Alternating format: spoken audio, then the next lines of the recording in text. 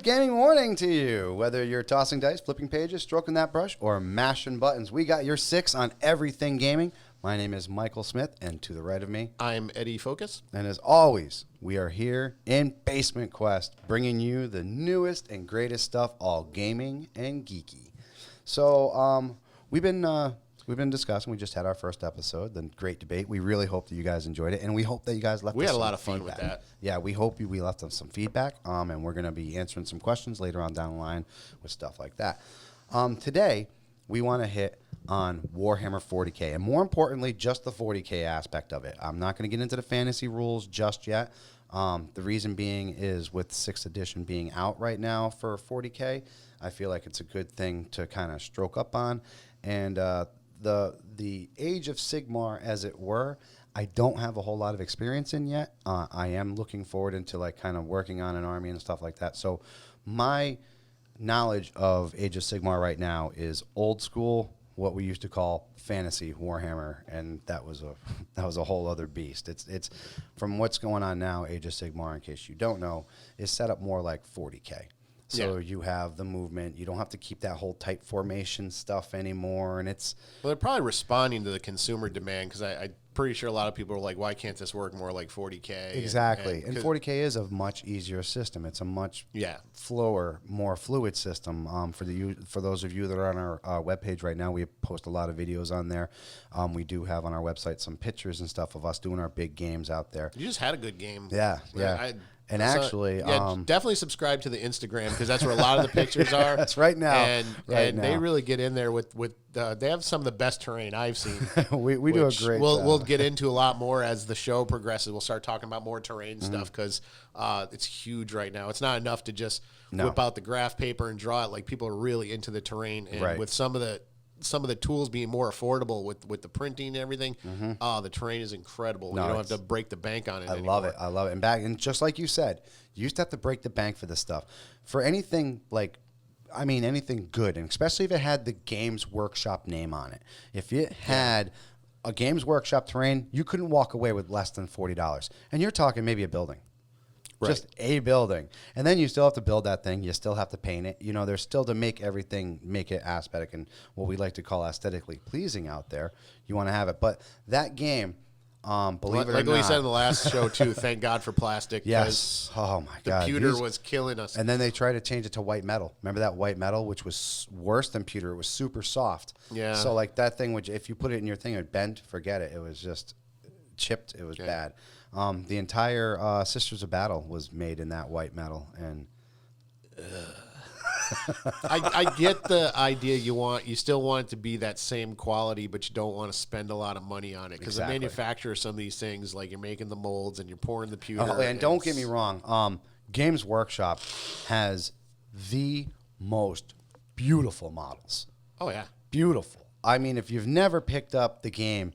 If you've never, I mean, I know you know what a Space Marine is. I know you've heard of most people have never played straight Warhammer 40K. Might have played Space Hulk or they've seen these iconic Blood Bowl. Right, they've seen these iconic games. characters, and they're you played the video games, which I do quite frequently. Space Marine was huge. Yeah. That was I know it was a fanboy game, but there were some people out there that never even knew what a Space Marine was. Right, and I still have it. I love that game, man. Love that. Grabbing that Thunderhammer the first time. Oh, it's great. But no, I'm not. The problem with 40K is the price. It's an investment. The price of these models. Any tactical strategy game, if you get into it, whether you're into the World War II stuff or whatever, you're going to invest a lot of money because it's not Monopoly. You're not opening up the box and you're ready to go. You're going to build an army. And I hope, build an army. hope you guys do take the time because, you know, it's like when my son first started doing this, he wasn't that great at painting, but he took the time to paint it, and it was still his army. And now he's getting a lot better. Those models are coming out fucking beautiful. But if he didn't take the time to become that painter, to make those models his own, it's a different system. And I do got to admit, there's a lot of people out there, and you guys listening now, maybe you're one of them that says, I just don't understand the pricing difference, Mike. How come a squad of Marines cost me $40 and I only get 5 of them, but then the sergeant itself is $25 and you only get 1 of them? And the reason is they know you have to buy 4 squads of Marines. They know that's your meat and potatoes. And look at the details too. So the special character details, if you really look at them, so are beautiful. Like I used to have a Space Wolf army, so Ragnar Blackmane. Then. Yeah, Ragnar Blackmane was the it. And he wasn't just another Space Marine. He was wearing. He had the wolf coats all over him. They were flowing in the wind. You're easily probably in that one alone. I think you helped me paint that, or you painted it for me. I couldn't do it. And I think you're looking at least 10 colors. Yes. And blends to make that look proper. Make it look decent. Yeah, absolutely. Whereas the Space Marine Army, and I'm not knocking it, is cookie cutter and, just... And even just a regular wolf. You can get away with just doing 6 colors. You pair the different weapons to your different Space Marine just to make them look unique, and that's it. Exactly. So your character is what's supposed to be there. And like I said, I'm not knocking these models because these models are beautiful. The terrains are beautiful. What they're coming out with now. And before, like this was back Rogue Trader is how long I've been playing it for, people. When you bought these models back then, you would only get a specific amount of arms, a specific amount of shoulders, guns. They would give you 0 for options.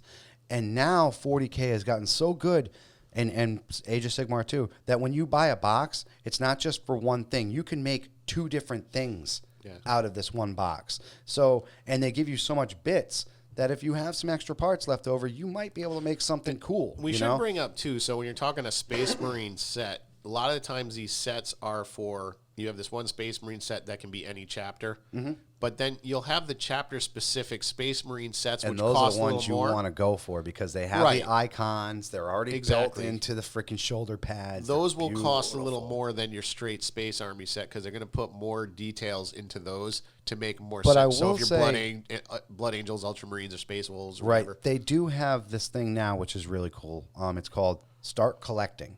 Yeah. And they're only $80. And you get like $150 worth of product. Yes. It's really worth it. And they're army specific. Start collecting Blood Angels. Start collecting Space Wolves. And the Space Wolf one they have is the guy that's on that chariot. Oh my God, with the wolves on the front. Like, beautiful fucking model, dude. I mean, he's like, raw. He's got the axe on it. Just the face. He's got the fang. You can see the fucking fangs, dude. We have absolutely 0 wrong with 40K and their models. The price and everything else, how they make it, they know there's no competition out there.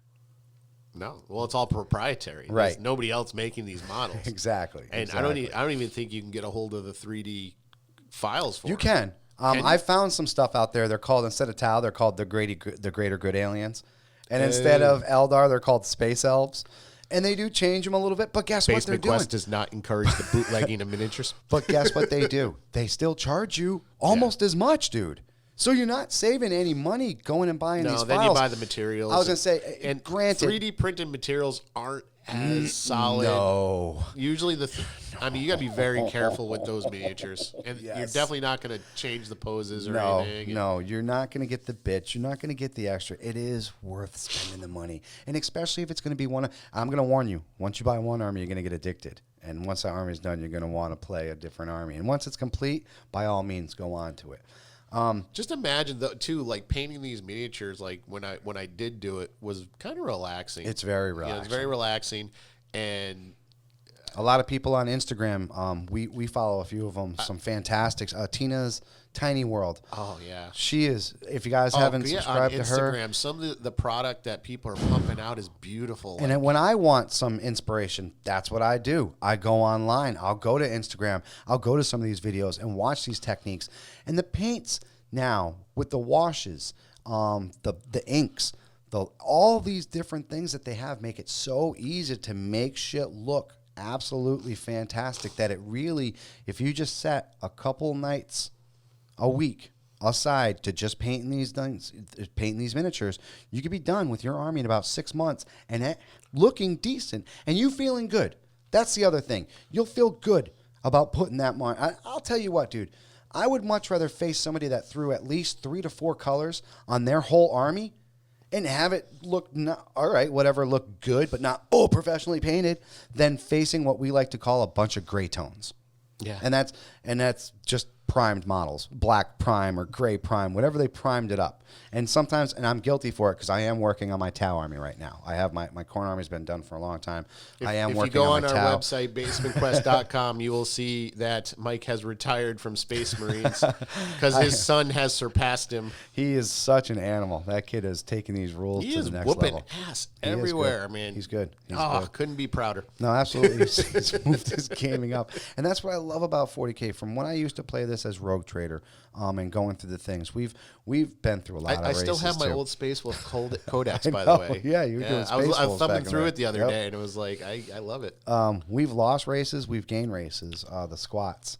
The old dwarf race. You don't see them anymore. I've heard they're coming back, and they might be a part of the IG group, so that would be pretty cool. It blew my mind because I still play like some of the games, the Dawn of War games, and they add these races to them, and I'm like, wow. What? Holy cow, they haven't had it forever. I'm tempted. Yes. I was like, I'm tempted to build that Space Wolf army Eldar. back. I still love Eldar. So especially if there's some Junior Smith out there whooping ass, I think I might have to. And then now he's getting all, he's getting into these Necrons, which Necrons, one of the new armies that came out, Tau, one of the new armies that just came, well, not just came out, they've been out for a while. Interest me because I remember back when I was playing, Chaos was it. Chaos was the thing. It was, and then Necrons came along, and they took it by storm. And I'll tell you what, now they're actually getting their thing when the Necrons first came out, which I kind of thought was all right, but it wasn't all right. They didn't have heroes.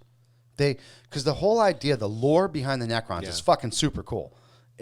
So these guys, these humans like us, they started dabbling with technology. And the only way that they figured that they can become better is to not become pretty much human anymore. That's the only way you could live on longer. Well, the Cetan gods came down, and keep in mind, these are ancient entities, ancient beings from like a long, long ago. And pretty much they're tainted, in their own way. They trick this race into thinking that they're going to become immortal. So they take their souls, they take their life force, and they turn them into these Necron warriors, these necrotic things. So their whole idea of their personalities, their persona, was gone. Like they were wiped from existence. So I never really liked the idea that there's no characters in there. And if there were, they didn't come around that often. They were a whim. The Necrons have evolved so much now that they're their own race. They have their own heroes. They have their own, and they're incredible. It sounds to me the initial idea was let's not create a specific chapter or anything. Let's create like this force of nature. Right. But people were like, it's got to have some kind of heroes in it. So they probably something. Yeah, because otherwise you start losing. It's like, what am I even using these guys for? One thing I've always loved about the whole story of Warhammer 40K, because you got the Imperial Army, which they're completely human. They obviously fight whatever, they're part of the Imperium. Yeah. So Space Marines and the Imperial Army are kind of connected. Right, absolutely. And then you got the Space Marines that have bonded. For the Emperor. Right. So the Space Marines have bonded with their technology to the point where they're mostly machine. And now with the new rules, they've evolved even further into these Primaris Marines. Right. Which are Marines beyond Marines. So, and you have some of these heroes now, which I wrote an article about, which I blogged on, was Magnus Cargo, who was the main guy, the main chapter, the chapter master, of the Ultramarines. He was a normal Marine, and he just got this stuff to make him a Primaris Marine. So you weren't supposed to do this before. They're doing it now, and it makes him even that much more of an uber character, So, because like some of these, so with the Space Wolves, it's a chapter that have bonded with wolves. Yeah. So they have wolf blood in their veins. And it's to be said that they're brought up on a planet that is all ice, Fenris. It's a very harsh environment, very Viking lore. I find there's some of it. Yep. A lot of their ruins and stuff taken from the Vikings. What's the story? Beowulf. Yes, Savage. A lot of Beowulf. Savage. Yeah. That's what I see in these guys. And the one thing I've always loved is it's always been kind of, they didn't really call them heroes back then. They were like just commanders. Yeah. Or whatever. And it was very centered around the commander giving more power to the ones underneath it. So like Ragnar had the Howl. We would do the Howl, and it would give you an advantage in your entire army. And that was cool. Yeah. So I remember going against Chaos, our buddy Alan's Chaos, and it was like two immovable objects, and it just went on for hours. But I think that also had to do with the fact that we were too good with the rules yet. Not yet. Yeah, but so I'd love to have a rematch there. But and it should be said, guys, that if you are just new to this game too, you got to understand that these games will take an afternoon. Be prepared to sit down and play for 5 to 6 hours. Yeah. You can do skirmishes, which are shorter. Yeah, 750. But let's be honest. Why are you even breaking out the miniatures and the models and the terrain for a 750 game that's only going to take you about an hour and a half to play? Well, that's one of those. Let's hurry up and do a quick skirmish before my wife wakes up. Right, that's true too. But for me, when I want to bring out as much of my shit that I have. Oh yeah. I want my table to be full of my goodies. I want you to see. We're into the epic war, yes, like ongoing wars, and just like I was saying before, this battle that we just had with Alex, it was me and Brian versus Alex. Alex, the kid still amazes me. Using two armies. These are all armies. Our gaming group. Yep. So we'll reference them a lot. And Alex is also my son, but he's using 2 separate armies, and we played 7 rounds. And after 7 rounds, 8 hours of gaming, and it was 21 to 22. So a total of 43 victory points. It came down to 1 dice roll, and it was Alex. If he rolled a 1 or a 2, we tied. If he rolled, we won. If he rolled a 4 and a 3 and a 4, we tied. And if he rolled a 5 and a 6, he won. And he rolled a 1 and a 2, and that's how he got his final. But that game came down to that dice roll. And there was the first 2 rounds, we obliterated him. Then the 3rd round, he took out some major points on us. 4th round, we kind of owned. 5th and 6th, he destroyed us. So it was like, it was such a perfect game, and it was so fun. And if you guys play this and you get a good gaming group and you get somebody who we like to, we like to say not a whiner, because it's still a game. Feelings you're going to win, you're going to lose. Right, feelings can still be hurt. Sometimes you're going to tie. And go ahead and read, like I said, I can't play Space Marines no mo, because there is a lot of passion and there's a lot of disappointment in myself, as well as knowing that things could have been different. Personally, for me, I try not to whine, but personally for me, ties piss me off more than losing. I hear you. I hate unresolved conflict. It is, and you're right. It is an unresolved conflict. Right. Because, it's like we have certain unresolved conflict in Dungeons & Dragons that I'm hoping to finish one day. Yes, you will. But, so ties or where there's no, clear-cut winner, loser, it's almost like it's not finished. And see, I will say, with the new edition of Warhammer 40K, they have this thing called tactical objectives now, where you get a deck of cards. You don't even have to get the cards. The cards make it easier, obviously, and they do. The cards are neat. They nickel and dime you for everything. They do, but the cards are worth it because you have your stratagems in there. You have your tactical objectives in there, and if you have psychic abilities, you have the psychic ability cards, which are there, and you can put them next to your character, blah, blah, blah. So that's really, really cool. So rarely, very rarely now, do you see a tie with these tactical objectives. Yeah.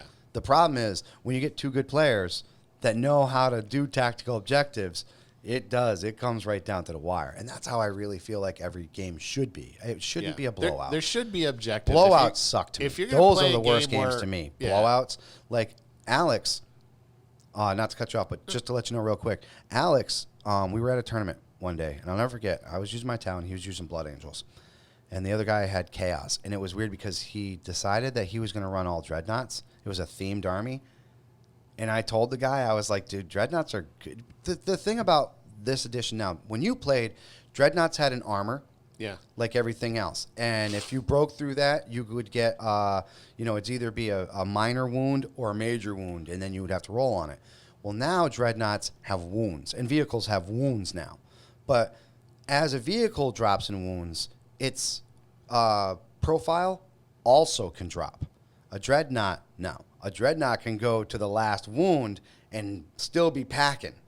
So it's a powerful addition. It's a good addition. Yeah. The movement was terrible. It still is. It still is. They're not really slow. Right. They're not. Yeah, exactly. They're not. And they had to walk around most terrain. Pretty much. Yeah, they can't go through it. Right. So he did it all. Looked nice. The Dreadnoughts were painted. Everything looked nice. I'm still Team Bjorn the Fellhand. Yeah, he is a badass Dreadnought. Still alive, by the way.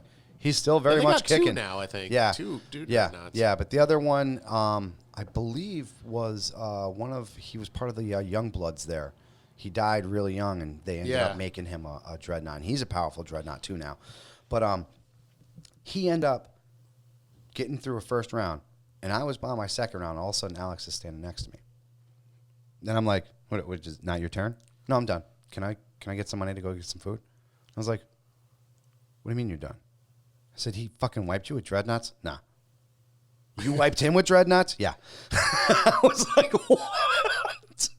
My son I'm telling you, this kid, wiped him with a squadron. I mean, it was this nice army. He had a lot of those the flyers, the fallen angel guys. Oh my God, he wiped him. And this guy was like my age. And I felt this pain later in life. But this guy was so pissed off. Like, I think he wanted to fight my son. He was mad. But those are the worst games for me. Blowouts.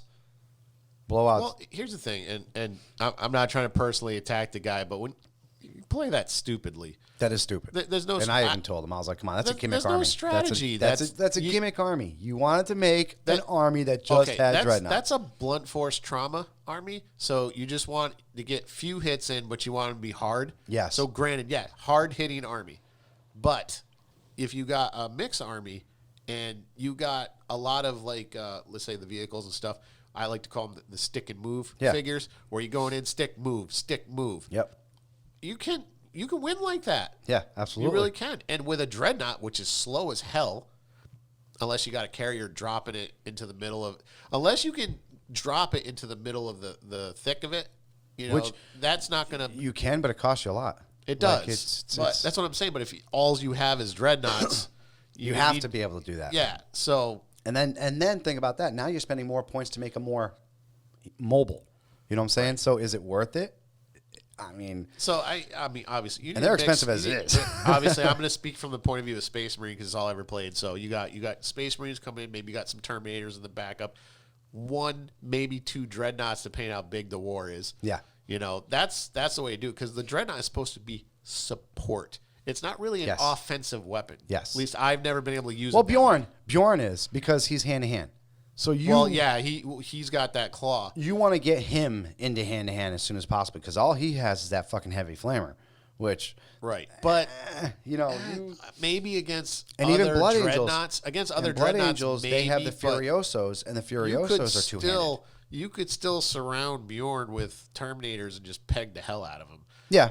And he's going to fall. Yeah, no, absolutely. Yes, you're right. Again, you can't be stupid with these dreadnoughts. No. It's just like Terminators. Terminators only have a 2+ save, 5+ invulnerable save, 2 wounds. Right. And you think that's great, but when you have 60 fusion shot, or even say 60 las gun shots, hitting on 3s, wounding on 5s, you're still getting, say, 10 through. Right. And you believe me, when you're rolling 10 dice and you need 2s, yes, sometimes you throw down 10 dice and there's all 2s or better, and you're like, woo, the hero. But sometimes, just sometimes, you roll them 10 dice and you look down and there's 5 1s. And when a squad of Terminators that cost 300 points at 2 wounds each, 5 wounds, you're pulling 2.5 of those guys away, that hurts. And that was a unit of just las guns, maybe 3 IG guys just firing at you, or orcs, or something. Tau, they're even doing more because their strength is 5. So now they're hitting you on 4s, and then they're wounding you on 3s. Yeah. So that number goes up a little bit more. Because I should say, like when I was playing, and I had the heavy artillery guys. The long fangs. I had better luck with them. I do too. With the Terminators. I do too. And especially so, like I would have eaten the Dreadnought guy's lunch. I think here's the thing. I wouldn't have even moved forward. Nope. I would have sat there and I would have just kept hitting with that artillery. It's pretty much what Alex did. He let him move until forward. He got there. Yep. And then I'm going to Terminator the hell out of you. Yeah, he just did too many wounds on the guy, and the guy was like, I can see. I might lose half the guys on the board, but I'm going to win in the end. Yeah, but you're losing what's meant to be lost. Your infantry and shit like that you do put out in the front. Like that. Right. That's meant to happen.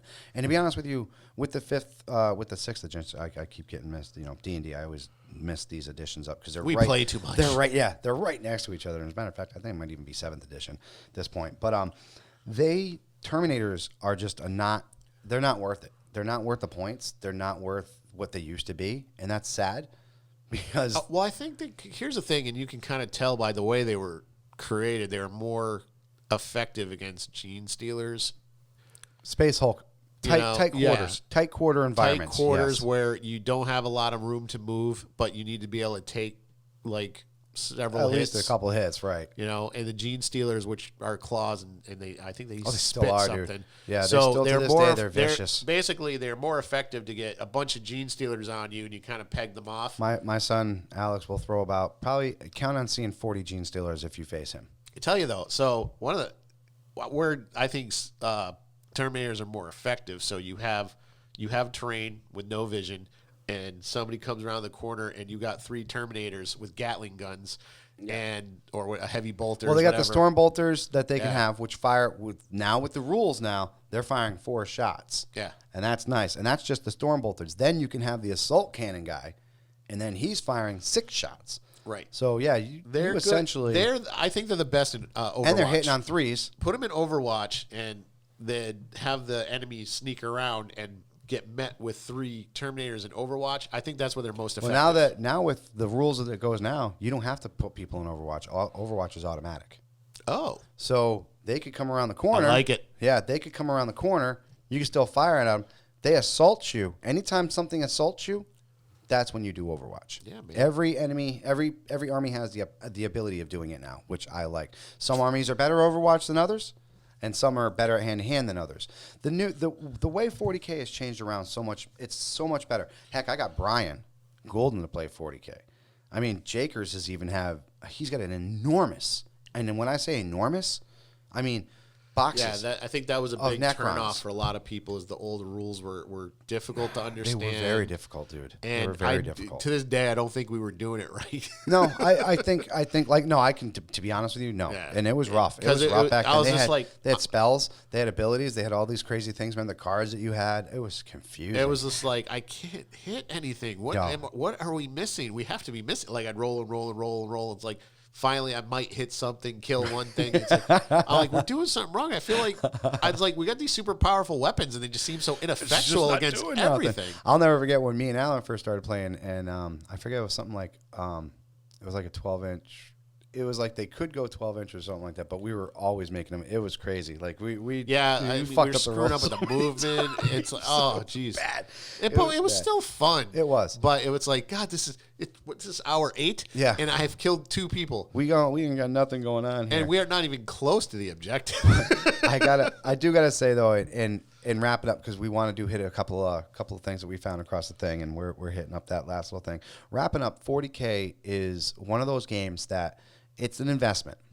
I want you to understand. It's an investment, but it's a good investment and very rewarding. It is if you do it right. If you do it right, and there is no better feeling than when you're unpacking your army and it is fully painted, and you are playing on a fully painted and set up terrain, and your opponent has a fully painted army, and your opponent pauses for a second and pulls out their phone and takes a picture and takes a couple pictures and comments. Oh, I like how you did. I like what you did there. Or I like how that scheme is set up like there. It's a great feeling when you're playing against somebody that appreciates what you've done and you appreciate what he's brought to the table as well. I mean, the community is fantastic. It is. And, not just Warhammer, the miniature painting community in general. I love the miniature painting community and the ideas. And thank God for the internet, because now everyone's connected. Where before you had to go to the conferences or loved it. Or you had to wait out for the books. How to paint Space Marines. Right. How to create Warhammer terrain. You got the Will from Boy Meets World doing miniature painting videos. It's fantastic. It is. It is. And now Will Wheaton going to some of these things, and he's playing 40K. He does tabletop. He was playing Settlers of Catan. He was doing the other Star Trek one there too with the that one looks pretty cool. Star Trek Federation or whatever. They have Star Trek's got a new role playing game coming out now too. No, they do. Yeah, they got a role playing game out. The Starfleet Battles, which is an old school game, is still around. Yes. They still do stuff, but I think the Star Trek property has made its own miniature game as well. Yes, it has. Much like the Star Wars game, that Star Wars miniature. And that game looks good too. Yep. But yeah, like you said, the internet makes it. And then that's the other thing is, before you even buy an army, the internet allows you to go on and look at that army and see how people use it. You can look up videos. All you got to do is go YouTube, Blood Angels. Boom, a whole thing of Blood Angel Army combat stuff, this, that, the other thing. It makes it so easy to make things. And don't be afraid of the painting. All I got to do is say, just grab a hold of it and just do your worst. Do your worst. Because at the worst you can do is get some mineral spirits and get that old paint off and redo it again. You can easily spray paint another, Yeah, if it gets too many layers, like I said, you can get that stuff off. Something. Or you can just get rid of it altogether and start anew with all your new knowledge. And you can get creative too. So let's say you have if you do an ongoing thing and you have like a hero or a space marine that takes a certain kind of damage, you'd be like, I want to factor that into the game. Maybe do a little filing, do a little painting. You can make it your own. Put a scar on there, yeah, absolutely. Exactly. And that's actually the more rewarding part of it. It actually took us up until now to really start doing campaigns in Warhammer 40K, and that's more rewarding than anything else. And another thing too, broken miniatures is not necessarily a bad thing. God, so if one of your friends breaks one of their miniatures, like, oh damn it, be like, hey, can I have that head? Yeah. Take the head, put it in the hero's hand. Now he's holding up the enemy's head. Yeah, there you go. You can do so many cool things with these miniatures. Yeah, conversions is number one. Conversions, I still to this day see people doing conversions, and you're like, wow. Please, if your only exposure to the Warhammer 40K universe is the games, don't judge the whole thing on those games. Some of those games are really, like, the games are hit or miss. A lot of the games are miss. Yes. You ain't lying. So, especially the mobile ones. The mobile ones are just trying to make money. The Space Wolf one, that wasn't bad. No, the Space Wolf one. The one where it was turn-based and you can have a squad. You can get a Terminator in the squad. It was okay. That wasn't bad. And, of course, the Space Hulk one that's on. Hulk. I love that one. That's on Xbox and it's on Steam. Well, the Deathwing Space Hulk game got better. I didn't get to try that one. I live streamed that a couple times. Talking about the board game one. Although, that one is probably the closest to the board game. The one based on the board game was fantastic. I still play it to this day. They did a great job on it. They incorporated actually using the Gene Stealers, which is fun. That's a fun aspect to do. So then there are some games that I thought were absolutely like atrocious, like the Warhammer 40K online game just turned out to be garbage, hot garbage. Yeah. I can't remember the name, but there's a Warhammer 40K chess game.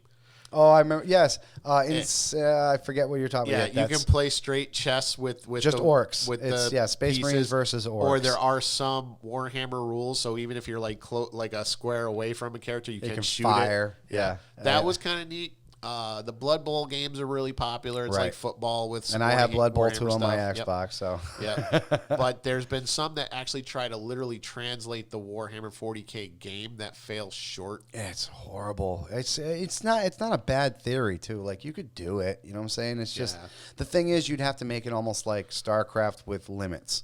Part of the hard. appeal, though, is like you said, the whole thing, collecting the army paint and stuff. I think when you strip that away and you just have this computer game, it's just not fun. Yeah, you're not bonding with the army. No, you're not. Picking this, that, and that, and other thing. That's about just because it looks cool. The animation looks cool. That's the whole reason why you're doing it. Don't judge the actual miniature game on a lot and of the lore, guys. I'll tell you what, the lore of 40K. Some of these artists, the writers, the authors out there, they do some great jobs with these stories. And just like you said, the Space Marines alone, the factions, the stories that they have are phenomenal. They're phenomenal. From the Black Crusade to way back to the Betrayal. We're talking 30K when the Emperor was still on his feet, and the Primarchs. They're bringing the Primarchs back, for crying out loud. Bobby G is a playing character right now, dude. I use him like it's such a cool. I should say there's a great time to be alive. There's a couple. I think there's a couple animated movies. Just don't watch those. Yes, no, they're bad. I didn't like it. They're bad. Yeah, the animation wasn't too bad, but I was like, they're great. I was like, wow, this looks great. Yeah, but it kind of fell short. The story is just so weak. If you weak. want to get into like entertainment Warhammer stuff, there's tons of novels. Read the novels. Hard reads. Yes. Here's the thing. Obviously this is a game based in Europe, in the UK. That's where it came from. Yes, I forgot. Thank you. Yeah, I forgot. Very English centric. And the rules are hard sometimes because the way that they word is very English. Right. Just like you said. So you can take things literal and it'll fuck the game all up. Like if you're reading some of the books, they speak very old school English. It's almost they brought like the days of medieval Europe back into the year 40,000. So they speak like that, they're for the emperor, or this thing, that. Yeah. So it's very Europe-centric, which, well, I'm not saying it's a bad thing, but if you're not used to not that into slang, that, right. if you're not used to that kind of thing, it's going to be You can very get hard. lost. You can get lost. Like the orcs speak with a heavy, Yar. Cockney accent. Yeah. So it's like, whereas the Space Marines use heavy bolters, the orcs use heavy melta gun and stuff like that. So Ich boss. If you get familiar with some of the European slang, and you'll have an easier time. You will, and it is. The stories, they're rewarding, though. They're very rewarding, like I said. One of my favorite factions, and they're making a comeback, and they're actually getting the plastic, thank God. The Sisters of Battle. The Adeptus Sororitas. These freaking women are awesome, man. And the history of why they became and how they raised through the ranks. I'm glad you said that, though. So a lot of the language in the game is really old school Latin derived, and it's beautiful. Like the way they put them together. So like they'll have the type of class. So like an Inquisitor, and then after that, I don't remember the name. They'll have the actual Latin. Right, version of what it's called. What it's actually called, or a derivative of Latin. Right. Love that. Yeah, they do. It just adds to that whole, again, very Europe-centric. Right, the thought process that goes into it, the story that goes into it. It really, a lot of these armies, like I said, you can fall in love with them. You can fall in love with the lore. You can fall. The Eldar, they're a dying race. The whole reason why they're dying, they did it to themselves. Yeah. You know what I'm saying? But you got to feel for them, because all they're trying to do at this point is survive, and they're not going to. It's already been foreseen. What I want to know, so obviously Warhammer 40K means the year 40,000. Yeah. So what is it, the 41st millennia they call it, or something like that? Yes, the 41st millennia. What I want to know is what happened to other parts of the world. like we have yet to see like a Space Marine chapter that's like Mafia-esque or something, just like, hey, for the Emperor, you know? Yeah, we see him every once in a while, but whatever. He's like Uncle Sal. It's like, oh, great, they're here again. Yeah. It's like, hey, what's up? Yeah, those are the Space Wolves. Get out of here. All right, guys. So we really hope you enjoyed our little segment on 40K. Like I said, it's really starting to pick up a lot. The new rules that they have are far from perfect. Their wording that they use is terrible. But the gaming community out there is fantastic. The tools at your disposal right now are just incredible. The models couldn't be more beautiful. The as they call it, the fine style, whatever it is. Like the brushes, and stuff like that. But the models, the fine cast. That's what it's called, fine cast. The details, the scales, the pennants. I mean, you can literally intricate, like the little crosses on somebody, or some of these wolves, like you said. Even just a regular guy will have like a little wolf pelt coming off of his. They all do. Like if you get the Space Wolf centric ones, yes, they all do. Just like the Ultramarines. But even like the little guys, the religious symbolism in like the Ultramarines is like incredible. Yeah, exactly. They all have something now that make them the vampiric characteristics of the Blood Angels. It's like it's all there. And I mean, if you take some of the generic sets, you got to kind of make that your own. But like all the ones built for these chapters are there, and like obviously Chaos. Oh my, Chaos is awesome. You can do anything. So basically, Chaos it's like what happens when a Space Marine goes too far into goes to evil. Yeah, and even IG, because now they have cultists out there, which I love. I'm like, about time. You're trying to tell me this whole time IG doesn't turn bad? Stop. Yeah. So they need to spread their numbers out there. But no, it's a really good game. And like I said, the lore is fantastic. A lot of thought. The game's been around for a long time, since Rogue Trader. My buddy Scott D'Agostino actually introduced me to this game, and I've never turned my back on it. I've always been a big fan of it. I constantly get people to come join us. We've been going up to different places, from Sarge's Comics to the Time Machine up here in Manchester, just to get games going. And the gaming community is fantastic. And like I said, the tools are out there, the videos, everything is there. There's no reason why you should suck at this hobby. None. No. There's none. So stick around. We're going to do some news, but we'll be right back. Yeah, buddy. All right, Gaming Faithful, we're back. All right, yes, we are. We're just going to touch on just a couple of things out in the news there, gaming related. This came out in October. Comicbook.com ran the story. Wizard of the Coast buys gaming studio to focus on Dungeons & Dragons video games. Wizard of the Coast announced the purchase of Montreal-based 2K Games, with plans to have the studio focus on making games based on the popular Dungeons & Dragons franchise. Wizards of the Coast announced a purchase earlier today. Nothing with the publisher will be working on AAA games for its largest franchises, starting with Dungeons & Dragons. Toot Games is best known for Livelock, a top-down shooter game with a post-apocalyptic setting. Toot Games previously announced they were working on a new Dungeons & Dragons game earlier this year. There are some games that are already in process before this purchase. Obviously, Baldur's Gate 3 is being made by Larian Studios. I'm pretty excited for that. They made the Divinity game series. I wrote a little article on that when that came out. So it looks to me like Wizard of the Coast really wants to take a hands-on approach to the video games because like we said, with some of the Warhammer games, it's hit or miss. Right. There's a lot of great games. But the hit ones. And there's a lot of crap. Us as especially fanboys, the top-down stuff really kind of went bad. Yeah, I agree with you. Needs a comeback. Like, but with us, like I said, as fanboys, Space Marine. I go back to it just because I was able to make my chapter when you can make your own. Remember, you can make the colors that you wanted to do. The colors. I was able to make my chapter, which was the half, which was the half silver, half orange. I was so stoked about that. Same thing with the Chaos guys. I could make my World Marine or my World Eaters the way I made them with the classic white and blue. So that was out there. Like, as a fanboy, I loved it. You know what I'm saying? So as a D&D fanboy, I love this idea.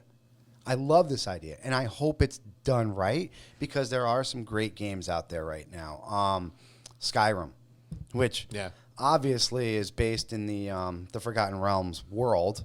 Elder Scrolls has always been very Dungeons & Dragons inspired. As a matter of fact, Elder Scrolls is a world now in D&D. You can actually go rolling around in Elder Scrolls if you really want to. But you can also do Rick and Morty. So yeah, there you go.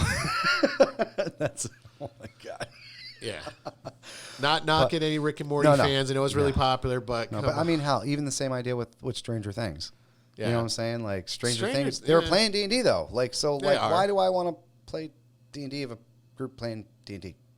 Yeah, it's just I feel it. It's you got to make the money where the money is there. I'm actually really surprised they didn't have any more Baby Yoda stuff coming out for Christmas. You could have made a fortune with that. Like all like back ordered to like June. Right? I know, dude. Like y'all failed this. Like whoever your market major person was, they failed it. You should have seen Baby Yoda back in July and been like, yo, I want Baby Yoda merchandise. You should have known this was going to be a thing. I want baby merchandise now, okay? Baby Yoda panties, Baby Yoda. Yeah. I want Baby Yoda everywhere. It's got to be on everything. I want Baby Yoda on my ass. Like they should have known it was going to be a thing. But. I want this to happen. I want D&D to take some steps forward and make this, because all it does is just bring us more popularity. It just brings us that much closer. I would like, I know we've personally talked about this, I would like to see, so R.A. Salvatore worked with Kurt Schillings and made that game. A great game. It was a great game. It was a freaking great game. Me and my friends Kingdoms of Amalon. Yeah. Me and my friends put hours into that. My character, I still love to this day. Like, the character creation was fantastic. The world immersion was fantastic. R.L. Salvatore. And let's not forget, who's the artist? McFarlane. McFarlane did the art for that. A lot of the characters and the monster creation was... So you had all the pieces there. You had a monster movie. And what you had is just really bad management. Bad publicity, bad management, bad the money. It's kind of what happens when a baseball player decides he wants to make computer games. No disrespect to y'all who play baseball. No, absolutely not. But he had no sense. But they gave him more right in there than he should have had. That's the funny thing. He put together the right people. Yes. I mean, if you're going to make a fantasy game, there's only a couple people you're going to turn to. And you did it R.A. right. Salvatore is there. And McFarlane, who is just... He's taken every aspect of every world and turned it into his own. I would like to see, if you're going to do that, maybe get someone like R.A. Salvatore on your creative team, get the right programmers together. Because like I said, there's been a lot of hard garbage that came out with the Dungeons & Dragons name on it. Oh, yeah. Oh, man. Yeah, we can go through that list. I have Tales of the Sword Coast or Legends of the Sword Coast, something like that. And...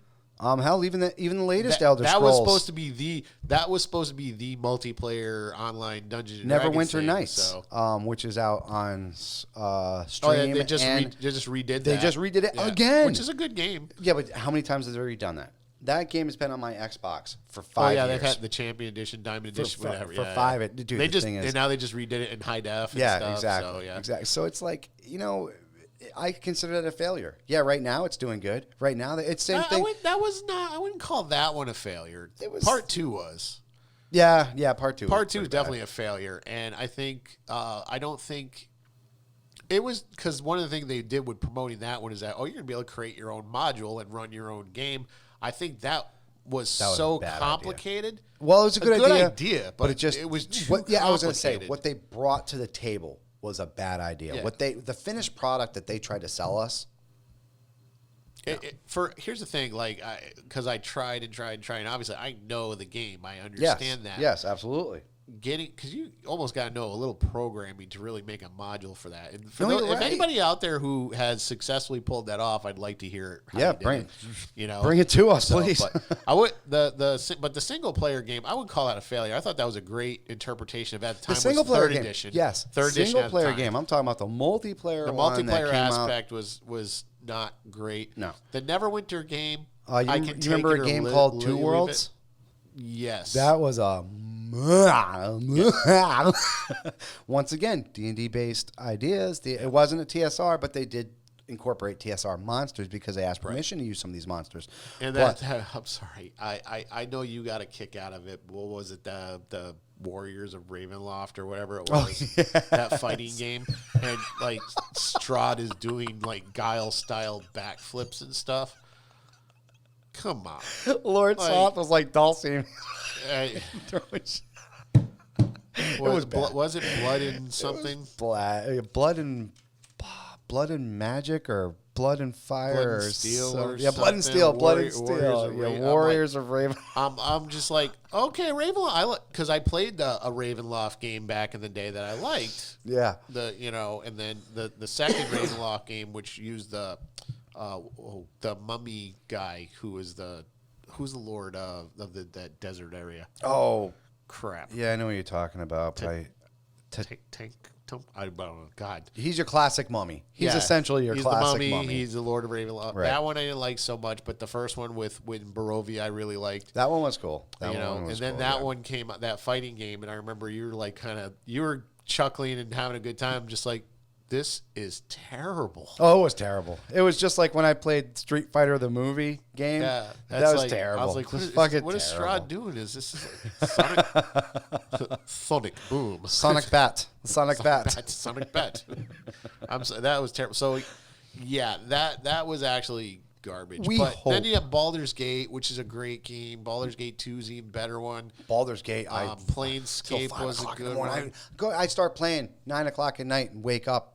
I'd not even wake up. I'd start hearing birds chirping, and I'm like, my God, I've been playing this for 9 hours. I played this game off the Dungeon Dragon. What can I do for you? Wasteland 2. What can I do for you? What can I do for you? Oh, God. I played Wasteland 2, which I really loved. That was a return to form for top down. Mm-hmm. The Pillars games are really good. The not Area 51. The the Alien one's done the same way. The top view, much like that Wastelands, and you can use the Fallout. Fallout. Well, the original Fallout's not like that. Fallout. But oh man, I can't think of it. Damn it. They just had part 2 is the alien invasion came on you. You actually had a group of humans that you can upgrade, and they work like soldiers. I'll find it for you. Yes, XCOM. Yes, okay, that one. That's another one that's like that. Really, I like the top down, turn-based, strategy-based. Yeah, right. Yeah, I like that. Your tactics game. They didn't do it. They were doing so poorly for a long time. It's making a comeback. We forgot about them. Yeah. It's making a comeback. I'm really looking forward to Baldur's Gate 3. Just that intro video with the Mind Flayer. I don't know what it is about the Mind Flayers. I'm just consumed with them. They're finally bringing them back. They're getting the just desserts they always do. They're a nasty race. They're a nasty race. I love that whole aliens concept of an invading force, because it's the same thing, right? So because it's terrifying not being able to control yourself. There's a couple feet still being alive, but it's not you. You have no control. Well, there was a couple people that watched that trailer that were like, I don't get what's going on. I'm like, well, you understand the Mind Flayer and how they reproduce, right? And it's like he turned into a Mind Flayer because they put the Mind Flayer, I forget what it's called, larva, whatever, and it changes his whole body, and that's what was happening to him. Mm-hmm. And they're like, oh. Yeah. Now you're getting it. And it's like, that's vile. And I'm like, it's beautifully it's vile. fucking awesome. You know, and it's like, that doesn't even touch on it, like some of the bigger mind flayers and the mutations that can happen during the transformation. Chulu is supposed to be the ultimate mind flayer, gone beyond. So, but all the rumors. I got rumors. Yeah, and kudos to Stranger Things for really putting the mind flayer back in the forefront. I love that. Too, so. I love that how they're doing that. Yeah, putting D&D in the forefront too. There's a lot of things that put in D&D. Yeah, so Dungeons and Dragons, Wizards of the Coast taking charge of their own gaming properties can only be a good thing. I think it's a great thing. Absolutely. Unless they really just can't grasp the concept of making games. Unless they hire the WWE creative staff to take care of their ideas. There you go. And before we end this one, I do want to bring up a question that I have, and it's been bugging me a little lately. I haven't yet watched the series, and I'm going to go out of my way to watch it. As a matter of fact, I'm going to try to grab episode 1 today before finishing the Christmas shopping. You told shopping. me to watch the Boys series, and I watched the Boys series, and I loved it. And if you haven't watched it, go to Amazon Prime, get it now, get Prime Video, and binge watch because... Yes, it goes by so quickly too. It does. Before you know it, it's like I want more. I want more. I do. But why The Witcher hate, people? Why is there so much hate for The Witcher? And this is the biggest title that's driving me crazy now. The Witcher is not the next Game of Thrones. I don't get the comparison. I don't get it either. Why are we even comparing a show that is pretty much based around a throne? A group of different groups trying to take over an Iron Throne, as opposed to, if you ever seen The Witcher, he's a lone person. He goes around doing his own thing. Yeah, he's a horn dog, and yeah, he does his own little thing on the side with women and Lana in particular. He's an imperfect character. It's his flaw. Exactly. He's what we like to call an anti-hero. I was about to say that too. Yeah. He's a hero, but he's a reluctant hero. He does things that may seem heroic at times, but when he does things that kind of make you think that he's not a hero anymore, you knew it was there. So like I said, I have yet to watch it, and I will. I have to go out of my way now and watch it because they hate it right now. We're big Henry Cavill fans too. Thank you. Love Henry Cavill. Good call. And when I actually found out that he was getting this role, I was super stoked. And then I saw him. No pun intended. Super stoked. Yeah, you got it. But I saw, he looked the part. He looked great. You know what I'm saying? And I just can't wait to see. From what I've seen, it looks like Netflix did a really good job with this. Netflix has been doing good with all their stuff. But let's keep real. There are a lot of people that. So you have a game as big as The Witcher, and The Witcher is huge. Or you had a game like what was that other one with the assassin? Assassin's Creed. And that movie was terrible. That movie was terrible. No, I'm sure it is. But Michael Fassbender. Yep. Did great. He did great. He's a good actor. I liked him. I'm sorry. The movie was horrible. I liked everywhere. Here's the thing. I like Timothy Olyphant a lot, but when he did Hitman was terrible. So you can hand the greatest actor a pile of crap, and it's going to be a pile of crap. What's the expression? You can't turn chicken shit into chicken salad or whatever. It's true. So I mean, obviously, it'd be brown chicken salad. Yeah, you hand an actor crap, you're going to get crap. Exactly. So and as Michael Caine often talks about Jaws the Revenge. They're like, why'd you do Jaws the Revenge? And he was like, it paid for my house. Yeah. So why wouldn't you? Yeah. You know what I'm saying? It's hello. If the money's going to be there, tell me you would say no. I wouldn't. You know what I'm saying? I don't think there's an actor out there. I mean, I could say Johnny Depp has been lucky in the fact that it just kind of seems like every role that he's there's certain people, like you put them in a movie, you know they're going to make the movie a hit. Right. Right. And maybe that's just it. Maybe Johnny's just been lucky in the fact that every single thing he's kind of come across has been his thing. And then you have people like Nick Cage, where it just kind of feels like he does kind of, he just kind of grabs at things, you know what I'm saying? Like, I'll take it. How much? Yeah, I'll take that, you know? Oh, come on, man. Ghost Rider's going to hit soon. Vin Diesel, matter of time. Last Witch Hunter, anybody? I didn't even watch that. It didn't interest me at all. I had to. I just had to see what it was about, man. I don't know. Maybe it just shows up. You know, I just watched Bumblebee just because it was there. I did that too, and I was like, I liked that. I liked how the Transformers looked, but the movie overall, I was like, Transformers transformed cool too. Yeah, they transformed cool. I like how they incorporated like the old look. And Bumblebee played the touch which I thought was funny. That was funny. And the other one, that the touch with freaking Captain America, get that one too. Kind of like, definitely watch a funny video. So yeah, basically what I'm saying is people are so protective of some of these video game properties that they're going to attack no matter what something before they see it. No matter what, yes. Or I don't think they're so wrapped up in the action of the game. I don't think they even pay attention to what the character really is. Because I was going to say, how can you even compare it to Games of Thrones? Like, there is. It's like you don't even know who the Witcher character is. It's like you don't even know who the White Wolf is. You don't get it. You know what I'm saying? You don't know. It's like, okay, what? Because he's got a wolf, now he's one of the. They're not even selling the show as a Game of Thrones. So I didn't think so. I didn't think so. I read a couple articles and they kept bringing up Game of Thrones. Like, multiple articles have been bringing up this is not the next Game of Thrones. Well, no crap. I didn't expect it to be a Game of Thrones. If I wanted it to be a Game of Thrones, I'd be looking for the next Game of Thrones. FYI, I've never watched an episode of Game of Thrones. Me either. So I won't say I haven't watched it because I have seen like some fight scenes. Obviously, I've seen clips. The mountain versus the Red Viper. That was one of my favorites. That one was really cool. What a cool.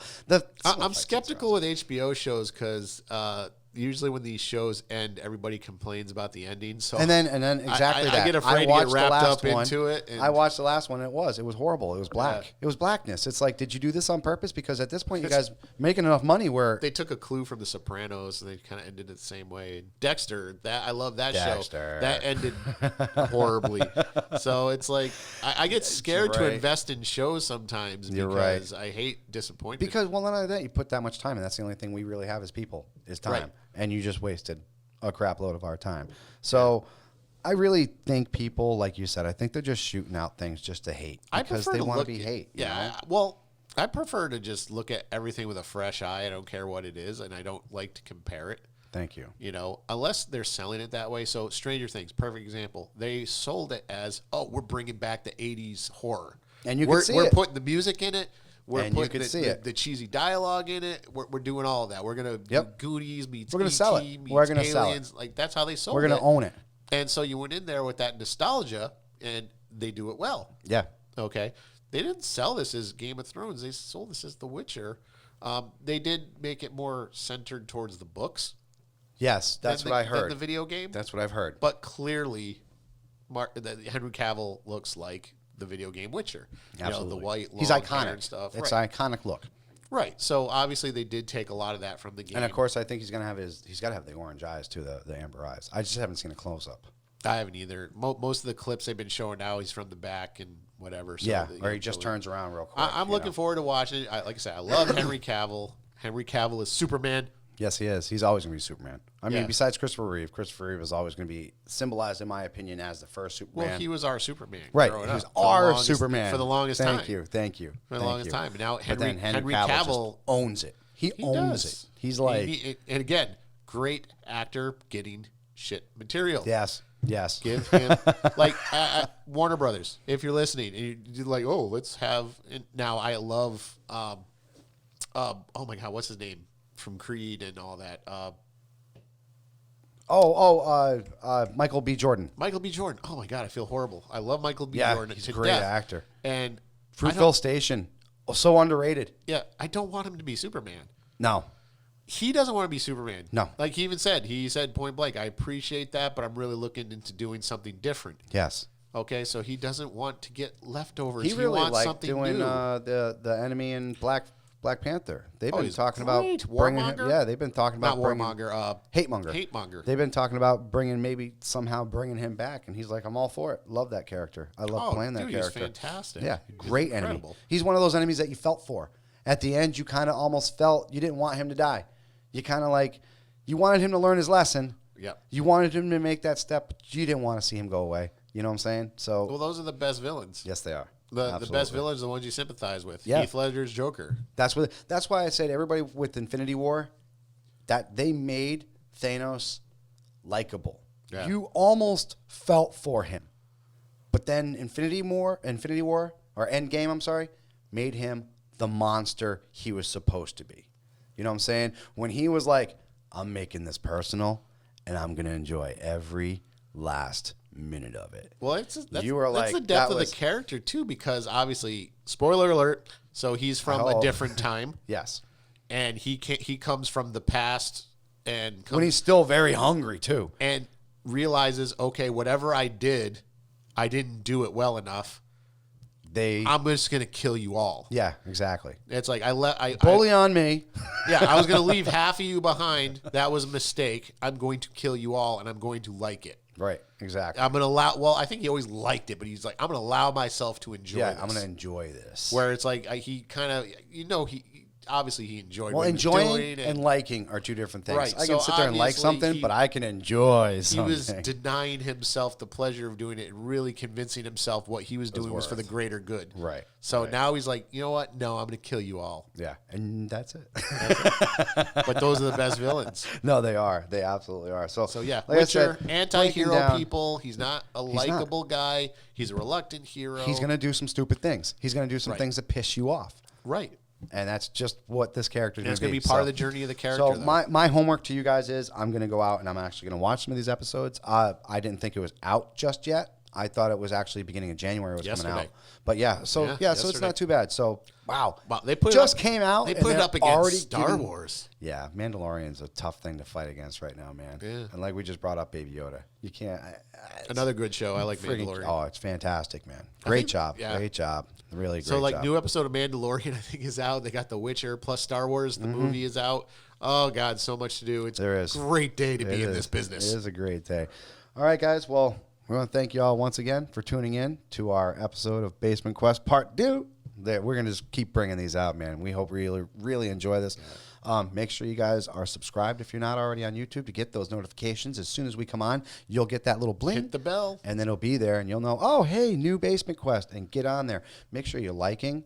Make sure you're sharing, and make sure you're commenting, please. Like he said, give us a thumbs up first, and then go down there and tell us how you think we could have done things a little bit better.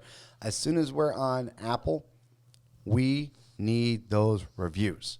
That's the big thing, because the reviews are going to push us to a whole other level. If we don't get these reviews, we stay here. And trust me, we know. We've been in this business for a little bit now. We know what it feels like to kind of start getting a little rise, and then you just kind of stay there like a toilet seat. You're just kind of floating there. We want to bring it up, and it's not that hard. It's not that hard. And we'd love for you to participate. We have a forum, basementquest.com. Check out the forum, start a discussion, talk about today's episode, talk about last episodes. And we'll be there. We'll be there with our comments, and we'll be there with smiley faces on and answers to any questions you might have. Are you interested in writing content for us? Send us an email at gamemaster@basementquest.com. You can contribute to the blog. I like that. I like that. That's a great idea. Yeah, you know what? Look, this is what we're looking for. We need some people who play Pathfinder. If you got some insight on that, we don't really play it much, but if you got Age some insight, of Sigmar, like I said earlier on this show, haven't done a whole lot of that. Any and all games that you would like to write that some Delta stuff Green, about, we're really interested in we're checking that out. If you're a big Delta Green fan, any of the Arkham Asylum games, interesting content on that.